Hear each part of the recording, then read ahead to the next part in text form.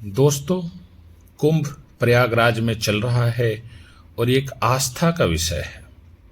आस्था होनी चाहिए और धार्मिक आस्था में से आपको शांति मिलती है और आप अच्छे कर्म करने के लिए प्रोत्साहित होते हैं। सनातन सर्वोपरि है और यही सच्चाई है। लेकिन इसके साथ साथ ये भी बातें आ रही है कि बहुत सारे लोग कुंभ नहाने जा रहे हैं और उनके मन में ये है कि भाई मेरे पाप धुल जाएंगे। चाहे मन में ये है कि भाई अमृत की कुछ बूंदें गिरी हुई है तो मैं अमर हो जाऊंगा। तो अगर पाप धुलने वाली बात उनके मन में आ रही है तो ये बहुत दुखद है, क्योंकि अगर वो मान रहे हैं कि पाप धोने जा रहे हैं तो उन्होंने पाप किया है।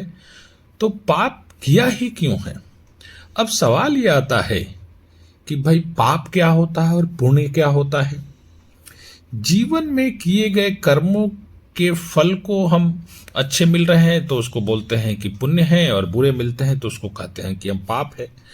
ईश्वर की दृष्टि में मेरा मानना है कि जो अच्छे कर्मों को करता है वो पुण्य माना जाता है, बुरे कर्मों को करता है वो पाप माना जाता है। और ये हमारी एक नैतिक अवधारणाएं है। किसी के लिए पाप है तो किसी के लिए वो पुण्य हो सकता है। तो बहुत सारी ऐसी बातें हैं जो अगर हम पाप पुण्य के चक्कर में पड़ के अगर प्रयागराज कुंभ नहाने जा रहे हैं तो वो गलत है। हमें अपने अच्छे कर्मों के लिए, हमें सनातन में अच्छे से जीने के लिए और लोगों की भलाई के काम करने के लिए ये सब आगे बढ़ना है। अब मेरा मानना है और मेरा के सनातन का मानना है, पाप करने वाले व्यक्ति को दुख होता है, उसको जो है कर्मिक भविष्य में बहुत सारी कठिनाइयों का सामना करना पड़ता है। पुण्य करने वाले व्यक्ति सफल होते हैं, उनके अंदर आत्मविश्वास होता है, वो मानव समाज में अपनी सहमति और एहसास को जगाते हैं और आगे बढ़ते हैं।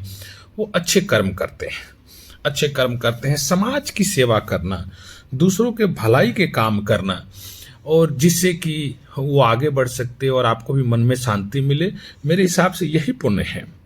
अब पाप से मुक्ति, अगर आपने पाप किया है आपको लगता है, तो मेरे हिसाब से पाप से मुक्ति के लिए आपको नहाने की जरूरत नहीं है, आपको तपस्या करने की जरूरत है, आपको ब्रह्मचर्य के पालन करने की जरूरत है, आपको अपने इंद्रियों को वश में करने की जरूरत है, आपको दान करने की जरूरत है, आपको सेवा करने की जरूरत है, आपको सच बोलने की जरूरत है, आपको अपने अंतर्मन को पवित्र करना है और अच्छे कर्मों की तरफ आगे बढ़ जाना है।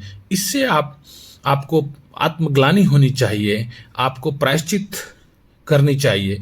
इससे आप पापों से मुक्त हो सकते हैं, न कि आप नहाने से मुक्त हो सकते हैं। तो मैं समझता हूं कि अगर आपको ये बोध हो रहा है कि आपने पाप किया है तो आप अपने अच्छे कर्मों को कीजिए और उस हिसाब से आप आगे बढ़ सकते हैं।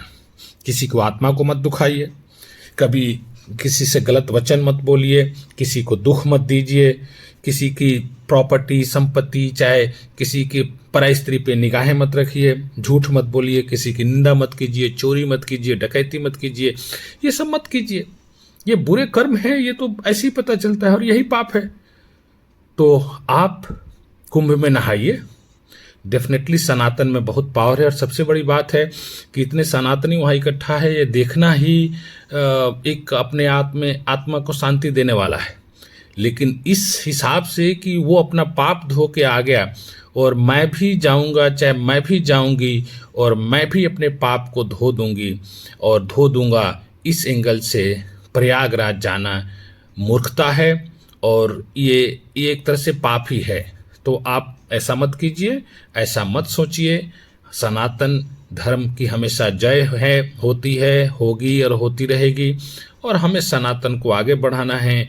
और ये जो फालतू के लोग जो काम कर रहे हैं, ट्रेनों में पत्थर मारना, शीशे तोड़ना, चीज़ें करना, ये भगदड़ करना, वो सब नहीं करनी चाहिए। ये एक्चुअल में पाप है। और सब लोग मिलकर समाज की, देश की भलाई के लिए हम सबको काम करना चाहिए। हम सभी सनातनियों को आगे आनी चाहिए। तो बोलिए जय श्री राम।